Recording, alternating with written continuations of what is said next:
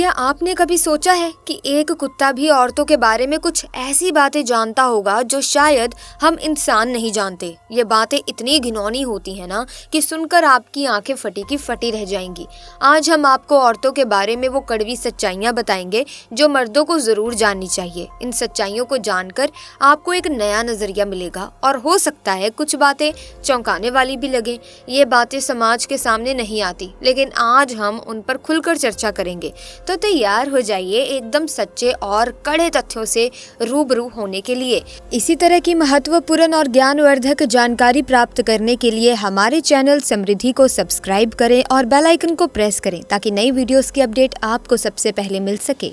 दोस्तों, एक बार एक बेहद वफादार कुत्ते की मृत्यु होती है और वो सीधे धर्मराज के पास पहुंचता है। धर्मराज उसे देखकर कहते हैं, हे श्वान, तुमने कुत्ते के रूप में रहते हुए कभी किसी को नुकसान नहीं पहुंचाया, ना ही किसी गलत काम में शामिल हुए। हमेशा अपने मालिक के प्रति वफादारी निभाई, जो कि बहुत बड़ी बात है क्योंकि इंसान भी अक्सर ऐसा नहीं कर पाते। वो आगे कहते हैं, तुम्हारी इस अद्भुत निष्ठा और सत्य निष्ठा को देखकर मुझे बेहद खुशी हो रही है। ऐसे वफादार प्राणी कम ही होते हैं और मैं तुम पर गर्व महसूस करता हूँ। इसीलिए मैं तुम्हें एक और अवसर देना चाहता हूँ। इस बार मैं तुम्हें मनुष्य के रूप में भेज रहा हूँ ताकि तुम धरती पर जीवन के सुख, ऐशो आराम और भिन्न भिन्न अनुभवों का आनंद ले सको। तो आओ और अपनी नई जिंदगी का पूरी तरह से आनंद लो। धर्मराज ने ये सुनकर कुत्ते से पूछा, हे श्वान, मैंने तुम्हें इतना श्रेष्ठ शरीर दिया, लेकिन तुम्हारे चेहरे पर कोई खुशी नहीं दिखाई दे रही। मनुष्य का शरीर तो देवता भी चाहते हैं, फिर तुम खुश क्यों नहीं हो? कुत्ता उत्तर देता है, प्रभु, मुझे इस बात का पूरा विश्वास है कि मनुष्य योनि सर्वोत्तम है, लेकिन जब से मैंने मनुष्य के कुकर्म देखे हैं तब से मुझे इस योनि में जन्म लेने की कोई इच्छा नहीं रही। धर्मराज हैरान होते हुए पूछते हैं, तुमने मनुष्यों में ऐसा क्या देखा कि तुम उनसे नफरत करने लगे? कुत्ता गहरी सांस लेते हुए कहता है, प्रभु, अगर आप मेरी बात सुनेंगे तो आपको भी मनुष्य से घृणा हो जाएगी। पृथ्वी पर अब मनुष्य असली मनुष्य रह नहीं गया है।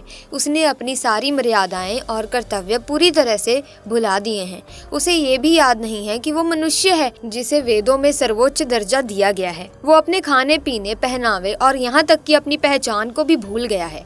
ना वो जानता है कि वो स्त्री है या पुरुष। अपने माता पिता की भी अनदेखी कर दी है। जब मैं उनकी बात सुनता हूँ और देखता हूँ तो ऐसा लगता है जैसे पृथ्वी पर सबसे निंदा की गई योनि यही है। कुछ लोग तो ठीक है, लेकिन उन्हें भी चलने नहीं दिया जाता। उन्हें पाखंडी समझा जाता है। मुझे तो मनुष्य से नफरत सी हो गई है। हे प्रभु, आप मुझे कुछ भी करके धरती पर भेज दें, भले ही मुझे फिर से कुत्ता ही बना दें, लेकिन मनुष्य मत बनाएं। मैंने मनुष्य को ऐसे घिनौने काम करते हुए देखा है जिन्हें देखकर मुझे लज्जा आती है और घृणा से मेरा सिर फट जाता है। इस पर धर्मराज ने कुत्ते से पूछा, यदि ऐसा है तो हम भी जानना चाहते हैं कि तुमने मनुष्य को किस किस प्रकार के गंदे काम करते देखा जिससे तुम्हें इतनी नफरत हो गई। कुत्ता गंभीर होते हुए उत्तर देता है, प्रभु, अगर आप जानना चाहते हैं तो सुनिए। मैं आपको अपनी आंखों देखी कुछ घटनाएं बताना चाहता हूँ। पहली घटना ये है कि मनुष्य की नीयत बहुत जल्दी बदल जाती है। वो अपने धर्म, अपनी सच्चाई और आदर्शों पर स्थिर नहीं रह पाता। जैसे ही उसके सामने कोई आकर्षक चीज, सुंदर स्त्री या अचानक धन का प्रस्ताव आता है, उसकी नैतिकता और उद्देश्य बदल जाते हैं। मैं इस बारे में आपको एक कहानी सुनाना चाहता हूँ जो मैंने खुद देखी है। एक नगर में एक सेठ के घर एक बहुत सुंदर लड़की का जन्म हुआ। वो लड़की बहुत ही रूपवती थी। जैसे जैसे वो बड़ी होती गई, उसके रूप और यौवन में और भी निखार आता गया। जब वो युवा अवस्था में पहुंच गई, तब एक दिन सेठ के मन में ये ख्याल आता है कि उसे अपनी बेटी का विवाह किसी राजा या महाराजा से करना चाहिए। ऐसा विचार करके सेठ नगर से बाहर चला जाता है जहाँ एक बाबा रहते थे। सेठ उस बाबा के पास जाता है और वो अपने मन की इच्छा उन बाबा से कहता है कि बाबा, हम अपनी रूपवती कन्या का विवाह किसी राजकुमार के साथ करना चाहते हैं।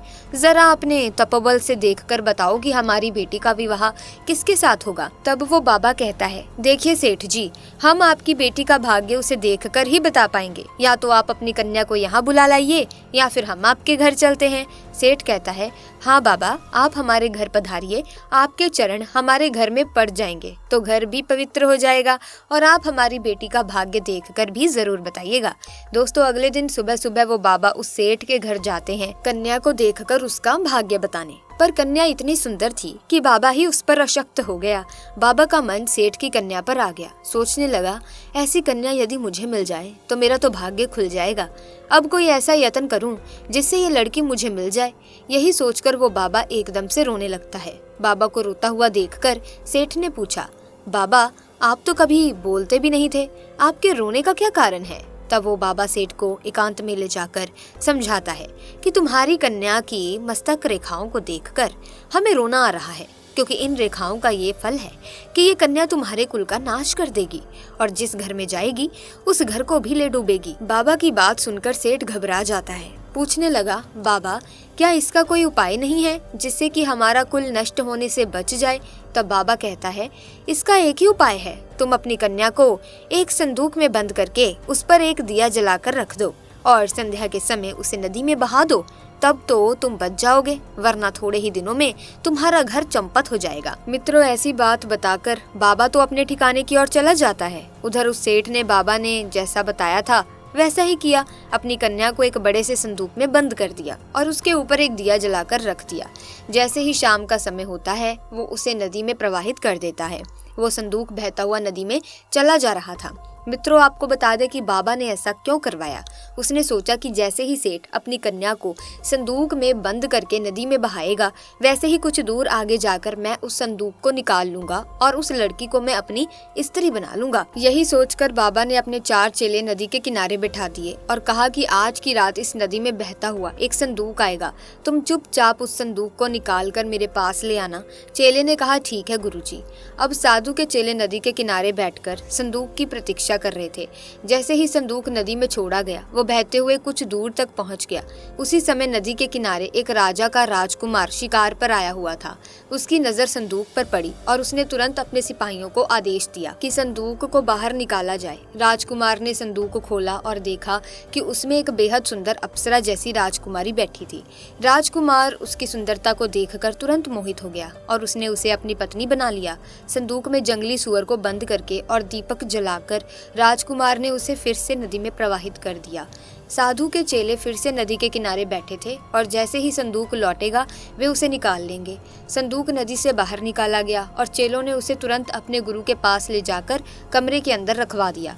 गुरु ने संदूक को कमरे में रखवाने के बाद बाहर से कुंडी लगवा दी और चेलों से कहा, सुनो, इस कमरे से चाहे कितना भी शोर हो, चाहे मैं दरवाजा खोलने के लिए कहूँ, तुम दरवाजा मत खोलना, चाहे कोई हो, लेकिन तुम बाहर से कुंडी मत खोलना। चेले ने कहा, जो आज्ञा गुरुदेव। इस प्रकार वो बाबा संदूक के साथ कमरे में बंद हो जाता है और जैसे ही उसने संदूक खोलकर सेठ की कन्या को देखना चाहा तो मित्रों, उस संदूक से एक खूंखार जंगली सुअर निकलता है और उस बाबा को अपनी सूंड से मारना शुरू करता है। बाबा जी बहुत चिल्लाए कि दरवाजा खोल दो, मगर किसी भी चेले ने दरवाजा नहीं खोला। आखिरकार सुअर ने बाबा जी को मारकर ही छोड़ा। जब शोर बिल्कुल शांत हो गया तो दरवाजा खोलकर देखा तो अंदर गुरु मृत अवस्था में पड़े थे और कमरे के अंदर से सुअर निकलकर भाग गया। उनका पूरा शरीर लहूलुहान था। बाबा को अपने कुकर्म की सजा मिल चुकी थी। सेठ ने कितना भरोसा करके उस बाबा से पूछा था, लेकिन उसने सेठ के साथ कितना बुरा किया। इसलिए मेरी इच्छाएं मानव शरीर पाने की बिल्कुल नहीं है। धर्मराज कहते हैं, वास्तव में ये तुम्हारी कहानी बिल्कुल सच थी। किसी पर भी भरोसा नहीं किया जा सकता, पता नहीं कब किसकी नीयत खराब हो जाएगी। इसीलिए तो कहते हैं कि मनुष्य को छोड़कर बाकी समस्त प्राणी प्राकृतिक नियमों का पालन कर रहे हैं। केवल मनुष्य ही बदलते जा रहे हैं और इतना बदल गया है कि बदलते बदलते पशु बन गया है। कोई किसी पर विश्वास करने के लायक ही नहीं रहा। आज का जमाना ये आ गया है कि किसी विश्वासी का भी विश्वास नहीं किया जा सकता। कुत्ता कहता है, हे प्रभु, अब मैं तुम्हें दूसरी घटना सुनाता हूँ, ध्यान देकर सुनो। एक बार एक पंडित जी काशी में विद्या अध्ययन करने के लिए गए थे। उन्होंने 12 वर्ष तक पढ़ाई की। जब उन्होंने सब कुछ पढ़ लिया तो पढ़ने के बाद वे वापस अपने घर लौट आए और अपने पिताजी से कहा, पिताजी, मैं सब कुछ पढ़कर आ गया हूँ, अब मुझे सब कुछ याद है। आप मुझसे कोई सा भी प्रश्न पूछ सकते हो, मैं उसका भली भांति ठीक उत्तर दूंगा। पंडित जी के पिताजी कहने लगे, ठीक है बेटा, जब तुम सब कुछ पढ़कर आए हो तो तुम मेरे एक छोटे से प्रश्न का उत्तर दे दो। पंडित जी कहने लगे, ठीक है पिताजी, पूछिए। पिता ने पूछा कि मुझे सिर्फ इतना बता दो कि पाप के बाप का क्या नाम होता है। फिर पंडित जी ने सोचा कि बाप का बाप, ये तो मैंने कभी पढ़ा ही नहीं है। जो किताबें मैंने पढ़ी हैं उसमें ये विषय तो था ही नहीं। फिर तो पंडित जी रात भर किताबें पलटते रहे, परंतु पाप के बाप का नाम नहीं मिला। पंडित जी के पिताजी कहने लगे, जब तुम्हें पाप के बाप का नाम ही नहीं मालूम तो तुमने क्या खाक पढ़ाई की है? अभी तक तुम्हें पाप के बाप का ही नाम नहीं पता। अपने पिता की बात को सुनकर पंडित जी कहने लगे, पिताजी तुम चिंता ना करो, आखिर मैं एक ब्राह्मण का बेटा हूँ। मैं पाप के बाप का नाम ढूंढ कर ही वापस लौटूंगा, चाहे 12 वर्ष मुझे फिर से क्यों ना बीत जाए। मित्रों, पिताजी से इतना कहकर पंडित जी पुनः काशी के लिए रवाना हो जाते हैं। फिर कुत्ता कहता है, हे प्रभु, जब पंडित जी घर से काशी के लिए चल दिए तो रास्ते में उन्हें बहुत तेज प्यास लगती है। एक नगर में उन्हें एक घर दिखाई देता है, तो पंडित जी उस घर में जाते हैं और वहां जाकर कहते हैं, मुझे बहुत जोर की प्यास लगी है, अगर घर के अंदर कोई हो तो मुझे पानी पिला दो। और मित्रों, घर के अंदर से एक स्त्री निकलती है और पंडित जी को पानी पिलाती है। पंडित जी पानी पीते हैं और पानी पीने के बाद पंडित जी उस औरत से पूछते हैं, ये किसका घर है? वो स्त्री कहती है, पंडित जी, आपको ये बात पानी पीने से पहले पूछनी चाहिए थी कि ये किसका घर है। अब आपने पानी तो पी लिया, अब आप पूछ रहे हैं ये किसका घर है?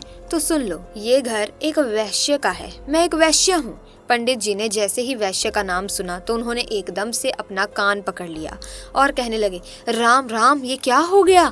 मुझसे तो भारी अपराध हो गया, मैंने एक वैश्य के घर का पानी पी लिया। पंडित जी मन ही मन सोचते हैं, पाप का बाप तो मिला नहीं, एक पाप और हो गया। तभी वो वैश्य कहती है, पंडित जी आप आगे कहाँ जा रहे हो? पंडित जी ने वैश्य को सारी बात बताई और कहा कि मैं पाप के बाप का नाम ढूंढने जा रहा हूँ, मुझे काशी में मिलेगा, इसीलिए मैं दोबारा काशी पढ़ने जा रहा हूँ। पंडित जी की बात सुनकर वैश्य ने सोचा कि 12 वर्ष काशी में पढ़कर आए हैं तो भी नहीं मालूम कि पाप के बाप का नाम क्या है, और अब फिर से काशी पढ़ने जा रहे हैं। मगर ये जरूरी भी नहीं है कि पंडित जी जब काशी में पहुंच जाएं तो उन्हें पाप के बाप का नाम वहां मालूम पड़ जाए। जब ये मेरे पास है तो क्यों ना मैं ही इन्हें बता दूं कि पाप के बाप का नाम क्या होता है। ऐसा सोचकर वो वैश्य पंडित जी से कहती है, पंडित जी आपको पाप के बाप का नाम मालूम करना है तो काशी जाने की जरूरत नहीं है, पाप के बाप का नाम तो मैं ही आपको बता सकती हूँ। तब पंडित जी कहने लगे, यदि तुम मुझे ये नाम बता दो तो फिर मुझे इतनी दूर क्यों जाना पड़ेगा? वैश्य कहती है, ठीक है पंडित जी, मैं आपको पाप के बाप का नाम बताऊंगी। वैश्य पंडित जी से कहती है, आप बहुत थक चुके हैं, आप काफी दूर से चल कर आए हैं, इसीलिए आप थोड़ी देर आराम कर लो, तब तक मैं आपके लिए भोजन बना देती हूँ। फिर भोजन करने के बाद मैं आपको बताऊंगी पाप के बाप का नाम क्या है। उधर कुत्ता धर्मराज से कहता है, प्रभु, जब वैश्य ने कहा पंडित जी आप भोजन कर लें, उसके बाद मैं आपको पाप के बाप का नाम बताऊंगी, तो पंडित जी कहने लगे कि मैं तेरे घर पर भोजन कैसे कर सकता हूँ? तू एक दूषित स्त्री है, मैं तेरे यहाँ भोजन कदापि नहीं करूँगा, पानी पी लिया उसका भी प्रायश्चित कर रहा हूँ। पंडित जी की बात सुनकर वैश्य कहने लगी, कोई बात नहीं पंडित जी, मैं आपको दाल, आटा, घी, शक्कर सब दे देती हूँ, आप स्वयं बनाकर भोजन कर लो। पंडित जी कहने लगे, तू तो एक वैश्य है, मुझे तेरे घर का तो सीधा भी नहीं लेना चाहिए। पंडित जी की बात सुनकर वैश्य कहने लगी, पंडित जी अगर आप मेरे हाथों से सीधा ले लेंगे तो मैं आपको 5 सोने की मोहरें भी दे दूंगी साथ में। मोहरों का नाम सुनकर पंडित जी सोचने लगे कि पाप के बाप का नाम तो पता नहीं कहाँ मिलेगा, ये मोहरें भी हाथ से चली जाएंगी। यदि ये मुझे सीधा देती है तो कोई बात नहीं, यहाँ मुझे आखिर कौन देख रहा है, मैं इसे सीधा ले रहा हूँ और वैसे भी अपने हाथों से भोजन बनाऊंगा और फिर खा लूंगा। आगे कुत्ता कहता है, हे प्रभु, पंडित जी को इतनी देर से तो आटा लेने में तकलीफ हो रही थी, मगर 5 मोहरों का नाम सुनते ही 5 मोहरों के लोभ में आकर पंडित जी की सारी परेशानी खत्म हो गई और उन्होंने वैश्य के हाथ से वो सीधा ले लिया। वही पंडित जी दाल, आटा, घी, शक्कर लेने के बाद अपने हाथों से भोजन बनाने लगे। फिर कुत्ता कहता है, हे प्रभु, जिस समय पंडित जी भोजन बना रहे थे तो वो वैश्य पूर्ण आती है और पंडित जी से कहती है, पंडित जी आपने मेरे घर का पानी पी लिया है, मेरे हाथों से आटा भी ले लिया है, तो अब मैं आपके लिए क्या भोजन भी बना सकती हूँ? पंडित जी कहने लगे, वैश्य ज्यादा मत बोल, तेरे घर का सीधा सामान ले लिया, यही बहुत है, तू एक वैश्य है, तेरा हाथ का बना भोजन मैं कभी नहीं कर सकता। फिर वैश्य कहने लगी, पंडित जी चिंता मत करो, यदि आप मेरे हाथ का भोजन खा लोगे तो मैं आपको उसके बदले में 5 सोने की मोहरें और दे दूंगी। पंडित जी सोचने लगे, यदि मुझे खाना खाने के बदले में 5 सोने की मोहर मिल जाएंगी तो मेरे पास 10 सोने की मोहरें हो जाएंगी। पंडित जी कहने लगे, कोई बात नहीं, मैं खाना खा लेता हूँ, यहाँ पर मुझे कौन देख रहा है। फिर पंडित जी वैश्य से कहते हैं, मैं तुम्हारे हाथ का खाना खा लेता हूँ, लेकिन तुम स्नान करने के बाद ही भोजन बनाना। तो बेशक कहने लगी, ठीक है पंडित जी, मैं स्नान करने के बाद ही भोजन बनाऊंगी। 5 सोने की मोहरें देने के बाद वैश्य ने पंडित जी के लिए भोजन बनाया और पंडित जी ने कहा, बस अब तुम चली जाओ, मैं अपने आप भोजन कर लूँगा। तभी वैश्य कहने लगी, पंडित जी मैंने आपके लिए भोजन बनाया है तो आप सिर्फ 5 निवाले मेरे हाथ से खा भी ले तो क्या हो जाएगा। अब तो पंडित जी कहते हैं, दूषित स्त्री, उंगली पकड़ के अब तू हाथ पकड़ना चाहती है, मैं तेरे हाथों से कभी भोजन नहीं कर सकता, तू एक वैश्य है। तभी वैश्य कहने लगी, पंडित जी यदि आप 5 निवाले मेरे हाथ से खा लेंगे तो मैं आपको 5 सोने की मोहरें और दे दूंगी। पंडित जी सोचने लगे, अगर ये मुझे 5 सोने की मोहर और दे देगी तो मेरे पास 15 सोने की मोहरें हो जाएंगी। फिर पंडित जी वैश्य से कहने लगे, ठीक है, यदि तुम अपने हाथों से मुझे भोजन करवाना चाहती हो तो अपने हाथों से मुझे भोजन खिला सकती हो। पंडित जी की बात सुनकर वैश्य ने पंडित जी को भोजन की थाली परोसी। सामने पंडित जी बैठ गए, इधर दूसरी तरफ वैश्य बैठ गई, बीच में भोजन की थाली है। वैश्य ने निवाला लिया और अपने हाथ से पंडित जी के मुंह की ओर बढ़ाया। पंडित जी ने वैश्य के हाथ से निवाला लेने के लिए अपना मुंह खोल दिया। जैसे ही पंडित जी ने मुंह खोला वैसे ही वैश्य ने पंडित जी के गाल पर एक जोरदार तमाचा झाड़ दिया। पंडित जी आग बबूला हो गए, कहने लगे, तेरी ये मजाल, तू वैश्य होकर के मुझ पर हाथ चलाती है, थप्पड़ मारती है, तूने बहुत बड़ा अपराध किया है। वैश्य ने कहा, पंडित जी मैंने कोई अपराध नहीं किया, मैंने तो आपको शिक्षा दी है। आप जिसकी तलाश में आए थे उसका उत्तर बताया है, अपराध तो आपने किया है। आप मेरे घर का पानी पीते हैं, आप मेरे घर का सामान लेते हैं, आप मेरे घर से बनाया भोजन करते हैं, आप मेरे हाथों से भोजन करते हैं। जब आप वैश्य के यहाँ पर कोई काम नहीं कर सकते तो फिर ये सब आपने क्यों किया। पंडित जी कहने लगे, तेरे भाव और प्रेम के कारण। तो वैश्य कहने लगी, प्रेम के कारण नहीं, यूं कहिए कि लोभ के कारण। आपको 15 सोने की मोहरें दिखाई दे रही थी, इसीलिए आप मेरे घर का खाना खाने को तैयार हो गए, मेरे हाथ से भी खाने को तैयार हो गए। यही तो पाप का बाप है। लोभ दिखता गया और आप वो सब करते गए जिसे करना आप पाप समझते थे।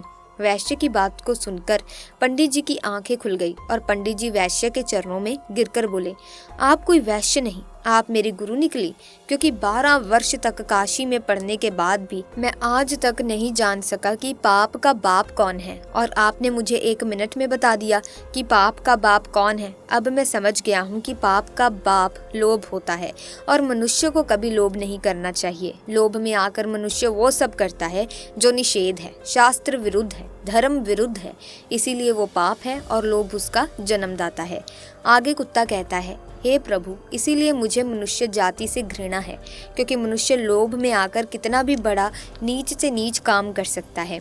मैं आपको आगे बताता हूँ कि मनुष्य भरोसे के काबिल भी नहीं होता, वो अपने स्वार्थ के लिए अपने का ही खून कर देता है। धर्मराज पूछते हैं, वो कैसे? तो कुत्ता कहता है, हे प्रभु, मैं आपको एक कहानी और सुनाता हूँ। एक बार की बात है, एक शहर में एक बहुत ही धनवान व्यापारी रहता था।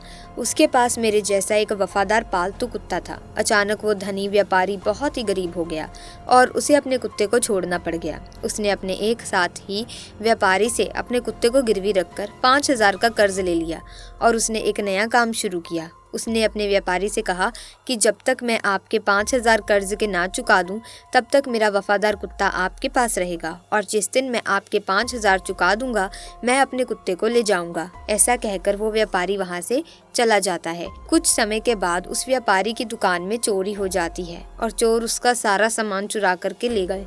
मुश्किल से थोड़ा सा सामान ही दुकान में बचा था। वफादार कुत्ते को पता चला कि चोर चोरी कर रहे हैं, तो वो कुत्ता चोरों का पीछा करता हुआ उनके पीछे चला गया और उसने वो जगह देख ली जहां चोरों ने धन छुपाया था। वो जगह देखने के बाद में वो वफादार कुत्ता दुकान पर वापस आ जाता है। सुबह जब व्यापारी सोकर उठा और अपनी दुकान खाली देखी तो वो एकदम से रो पड़ा। साथ में उसके घर वाले भी रोने लगे। मोहल्ला पड़ोस के लोग भी इकट्ठे हो गए। व्यापारी तो बिल्कुल पागल सा ही हो गया था, क्योंकि उसकी दुकान का सारा सामान तो चोरी हो चुका था, लेकिन उधर वो कुत्ता बार बार मालिक की कमीज और पैजामा खींचता हुआ घर के दरवाजे की तरफ भाग रहा था, जैसे कि वो उसको घर से बाहर ले जाना चाहता हो। आखिर उसके एक दोस्त ने उसे सलाह दी कि लगता है ये कुत्ता चुराई हुई चीज के बारे में कुछ जानता है, इसीलिए आपको बार बार पकड़कर खींच रहा है, हमें कुत्ते के पीछे चलना चाहिए। ऐसा सोचकर व्यापारी उस कुत्ते के पीछे पीछे चला जाता है। कुत्ता उस व्यापारी को इस स्थान पर ले जाता है जहाँ पर चोरों ने उसका धन छुपाया था। उस जगह जाने पर कुत्ते ने जमीन खोदनी शुरू की और भौंकना शुरू किया, ये बताने की कोशिश की कि सामान यहाँ नीचे छुपा है। व्यापारी और उसके मित्रों ने, गांव वालों ने मिलकर जमीन खोदी तो देखा कि उसका सारा सामान जमीन से निकल आया। उसमें कोई चीज़ खोई हुई नहीं थी, सब सामान वैसा का वैसा ही मिल गया। व्यापारी अपना सब सामान पाकर बहुत खुश होता है और घर आकर उसने कागज़ पर कुछ लिखकर उस कुत्ते के कान में लपेट दिया और उसको उसके पुराने मालिक के पास भेज दिया। उसने उस कागज़ में लिखा था कि उसका कुत्ता बहुत वफादार है और कुत्ते की वफादारी की वजह से जो 5,000 का कर्ज तुमने लिया था मैं उसको माफ़ करता हूँ, क्योंकि तुम्हारे कुत्ते की वफादारी की वजह से मेरी दुकान का सामान चोरी हुआ वापस मिल गया है, इसीलिए मैं आज तुम्हारे कुत्ते को अपने यहाँ से आज़ाद करता हूँ और इनाम के तौर पर 5,000 और भेजता हूँ। कुत्ता भी बहुत खुश हुआ कि आज मैं अपने मालिक से मिलूंगा। जब मालिक मेरी वफादारी की चर्चा सुनेंगे तो एकदम से खुशी से नाच उठेंगे। व्यापारी ने जब उस कुत्ते को वापस आते हुए देखा तो उसने सोचा, लगता है मेरा दोस्त अपना पैसा वापस मांग रहा है, इसलिए उसने मेरे कुत्ते को मेरे पास भेजा। मेरे पास अभी भी पैसे नहीं हैं, मैं इसे कहाँ से दूंगा? अभी तो मैं अपने नुकसान की भरपाई भी नहीं कर पाया हूँ, इसीलिए मैं ऐसा करता हूँ कि मेरे घर का पता केवल इस कुत्ते को ही पता है। यदि मैं इस कुत्ते को ही मार दूंगा तो फिर व्यापारी मेरे घर तक कभी नहीं पहुंच पाएगा। ऐसा सोचकर वो व्यापारी अपने वफादार कुत्ते की तरफ तलवार लेकर दौड़ता है और कुत्ते के सर को काट देता है। वो कुत्ता वहीं मर जाता है। कुत्ते के मर जाने के बाद कुत्ते के दाएं कान से कागज़ नीचे गिरता है। उस कागज़ को पढ़कर उस व्यापारी को बहुत दुख होता है। कुत्ता कहता है, हे प्रभु, इसलिए मनुष्य जाति से घृणा करता हूँ। मैं मनुष्य अपने स्वार्थ के लिए कितना नीचे गिर जाता है, अपने वफादार को भी मतलब के लिए मार देता है। कुत्ता फिर आगे कहता है, हे प्रभु, मैंने जो भी घटनाएं देखी हैं मैंने उनको संक्षेप में आपको बताया है कि मनुष्य कितना विश्वासघाती, कितना लालची होता है, कितना स्वार्थी होता है, कितना चरित्रहीन होता है, जो अपनी स्त्री के होते हुए भी पराई स्त्री के चक्कर में फंसता रहता है, अतिथि का अनादर करने वाला होता है, स्त्रियों का अपमान करने वाला होता है, निर्दोष को दोष लगाने वाला होता है। अतः मैं कह सकता हूँ कि मनुष्य वो सारे नीच काम करता है जो नरक का द्वार खोलते हैं।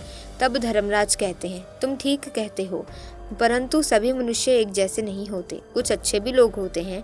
मैं तुम्हें एक छोटी सी कहानी सुनाता हूँ कि संसार में अच्छे भी लोग होते हैं। तब धर्मराज कुत्ते को एक कहानी सुनाते हैं कि एक बार एक बहुत ही बलवान और उदार राजा हुआ था, जो अपना बहुत सा सोना अपने राज्य के गरीबों को दान करता था ताकि वे खाना और कपड़े खरीद सकें। एक रात एक किसान राजा के महल के पास आया और दीवार से चिपक कर चुपचाप बैठ गया। उसने सोचा कि वो रात भर महल के दरवाजे के पास रहेगा और फिर सुबह राजा से सोना पाने के लिए लाइन में लग जाएगा। किसान का मानना था कि अगर वो सबसे पहले लाइन में लग जाएगा तो राजा उसे सबसे ज्यादा सोना देंगे और इस तरह से उसकी गरीबी मिट जाएगी। लेकिन जब राजा के महल के बाहर एक चौकीदार ने उस किसान को रात में महल के दरवाजे के पास छुपा देखा तो चौकीदार ने सोचा कि ये कोई चोर है जो राजा के महल में रात को चोरी करने आया है। ये सोचकर चौकीदार ने किसान को पकड़ लिया और उसे महल के नीचे कैद खाने में बंद कर दिया। अगले दिन राजा ने पिछली रात का किस्सा सुनकर कैद खाने में उस बंद किसान से बात की। राजा ने अंधेरे कैद खाने में प्रवेश किया और पूछा, तुम मेरे महल में चोरी करने क्यों आए थे, जबकि तुम्हें अपने आप को भोजन और कपड़े दिलवाने के लिए सिर्फ मुझसे सोना मांगना था? क्या तुम्हें ये पता नहीं कि मैं तुम्हें ये सब खुशी से दान कर देता? राजा की बात सुनकर किसान ने कहा, राजन, मैं कोई चोर नहीं हूँ, मैं सिर्फ एक किसान हूँ जो बुरे समय से गुजर रहा हूँ और मुझे मदद की जरूरत है। मैं एक जमाने में अच्छा किसान और व्यापारी था जो बहुत ही दान पुण्य करता था, लेकिन फिर अकाल पड़ गया और चोरों ने मेरे मवेशियों को चुरा लिया। किसान आगे कहता है, महाराज, मैं आपके महल में चोरी करने नहीं आया था, मैं रात में इसीलिए आया था कि किसी तरह सुबह सबसे पहले लाइन में लग जाऊं ताकि जब आप सोना बांटेंगे तो सबसे पहले मुझे मिल जाए। महाराज, मैं जो भी कह रहा हूँ सच कह रहा हूँ। किसान की बातें राजा के दिल को छू गई। राजा ने अपने सिपाहियों को आदेश दिया कि उस किसान को मुक्त करें। फिर उसने किसान को 10 सोने के सिक्के दिए जिससे वो अपनी जिंदगी अच्छे से बिता सके। किसान ने राजा का धन्यवाद धन्यवाद किया और सोना लेकर महल से बाहर निकल गया। लेकिन अगले दिन किसान अपने 10 सोने के सिक्कों से संतुष्ट नहीं था। हर रात वो महल के दरवाजे के पास आकर सुबह होने का इंतजार करता। हर सुबह राजा उसे 10 सोने के सिक्के प्रदान करता रहा। आखिरकार एक दिन राजा ने किसान से पूछ लिया, जब मैंने तुम्हें इतना सोना दे दिया तो तुम रोजाना मेरे महल में क्यों आ जाते हो? किसान ने कहा, महाराज, मैं समझता हूँ कि मैंने आपसे इतना सोना प्राप्त कर लिया है कि अब मैं गरीब या भूखा नहीं हूँ, लेकिन मैं आपके जैसा बनना चाहता हूँ। राजा ने कहा, यदि तुम मेरे जैसा बन जाओगे तो क्या तुम इस राज्य के गरीबों की मदद कर पाओगे? किसान ने उत्तर दिया, हाँ महाराज, यदि मैं आपके जैसा बन जाऊं तो मैं राज्य से गरीबी मिटा दूंगा। उस किसान की बातों से प्रभावित होकर राजा ने अपना आधा राज्य और आधा धन उस किसान को दे दिया। राजा ने कहा, लेकिन तुम्हें वादा करना होगा कि तुम हमेशा उन लोगों की मदद करोगे जिन्हें तुम्हारी मदद की जरूरत होगी। किसान ने राजा की बात मान ली और राजा ने अपना धन और आधा राज्य उसे दे दिया। धर्मराज कहते हैं, इस प्रकार कई साल गुजरे और वो किसान बहुत धनवान बन गया। उसने राजा द्वारा प्राप्त धन से बहुत सारा धन एकत्रित कर लिया और फिर उस राजा से भी ज्यादा राज्य के गरीबों में धन बांटने लगा। मित्रों, किसान के इस कार्य को देखकर राजा बहुत खुश हुए। उन्हें पता था कि दूसरों को देने में ही दुनिया का सबसे बड़ा सुख है और किसान ने भी ये सबक अच्छी तरह से सीखा था। उसने अपना धन और अपनी खुशियां दूसरों के साथ बांटने का फैसला लिया। इस तरह किसान और राजा दोनों ने मिलकर अपने राज्य से पूरी तरह से गरीबी का अंत कर दिया। प्रजा सुख पूर्वक जीने लगी। धर्मराज बोले, दुनिया में अच्छे लोग भी रहते हैं, सब एक जैसे नहीं होते। तुमने बुरे लोगों को देखकर अच्छे लोगों को क्यों शामिल कर लिया? जो जैसा कर्म करता है उसे वैसा फल भी मिलता है। तब कुत्ता कहता है, ठीक है भगवान, मैं तुम्हें एक और कहानी सुनाता हूँ, ध्यान पूर्वक सुनो कि दुनिया में लोग कितने गिरे हुए हैं और कितनी घटिया सोच वाले हैं। राजा बनकर भी लोग संतुष्ट नहीं हैं। किसी नगर का एक राजा एक दिन शिकार खेलने जंगल में जाता है। शाम को जब घर की तरफ लौट रहा था तो उसे बहुत तेज प्यास लग रही थी। पास में ही एक किसान अपने खेत पर काम कर रहा था। राजा ने किसान से कहा, मुझे पानी पिला दो। किसान के पास पानी तो नहीं था, पर उसके खेत पर तरबूजों की फसल खड़ी थी। उसने एक बड़े से तरबूज को काटकर राजा को दिया। उस तरबूज में इतना रस निकाला कि वो तरबूज के रस को पीकर राजा की प्यास बुझ गई। राजा ने कहा, तुम राजा को कितना कर देते हो? किसान ने उत्तर दिया कि 1 टका बीघा। ये सुनकर राजा सोचने लगा कि किसान की पैदावारी तो बहुत है और ये 1 टका बीघा ही कर देता है, इस पर कर की दर और बढ़ानी चाहिए। राजा ने मंत्री से कहकर किसान पर कर की दर बढ़ाने का हुक्म कर दिया। एक दिन राजा शिकार से फिर लौट रहा था और किसान के खेत के पास से गुजर रहा था। राजा को प्यास लगी तो उसने इस किसान से पानी मांगा। तब किसान ने एक बड़े से तरबूज को काटकर राजा के सामने आगे रख दिया। लेकिन दोस्तों, हैरानी की बात ये थी कि उस दिन तरबूज में इतना भी रस नहीं निकला कि राजा तृप्त हो जाता। राजा ने दूसरा तरबूज कटवाया, उसमें भी रस नहीं था। इसी तरह 4-5 तरबूज कटवाने के बाद भी राजा की प्यास नहीं बुझी। यह देखकर राजा बड़ा हैरान था कि उस दिन तो एक तरबूज ने हमारी और हमारे घोड़े की प्यास बुझा दी थी और आज 4-5 तरबूजों को काटने से भी प्यास नहीं बुझी। उसने इस बात का जिक्र मंत्री से किया। मंत्री ने कहा, महाराज, तरबूजों का रस इसलिए सूख गया क्योंकि आपने तरबूजों के रस को देखकर किसानों पर कर की दर बढ़ाई थी, यानी आपकी नीयत खराब हो गई। यदि आप किसी के बारे में गलत सोचेंगे तो निश्चित रूप से सामने वाला भी आपके प्रति अच्छा नहीं सोचेगा। राजा के मन में जैसे ही जुर्म आया वैसे ही पृथ्वी अपने रस को छुपा गई। इसीलिए ईमानदारी से खाना चाहिए और ईमानदारी से रहना चाहिए। बुरी सोच सामने वाले को भी बुरा बनने के लिए विवश कर देती है। यही प्रकृति का नियम है। कुत्ता कहता है, इसीलिए प्रभु, मैं मनुष्य नहीं बनना चाहता, मुझे आप और कुछ बना दो। तो दोस्तों, आपका इसके बारे में क्या कहना है? कमेंट्स में जरूर बताना। साथ ही इस वीडियो को लाइक करें, शेयर करें, चैनल को सब्सक्राइब करके बेल आइकन को प्रेस कीजिए ताकि नए वीडियोस की अपडेट आपको मिलती रहे। मिलेंगे जल्द ही, तब तक के लिए धन्यवाद।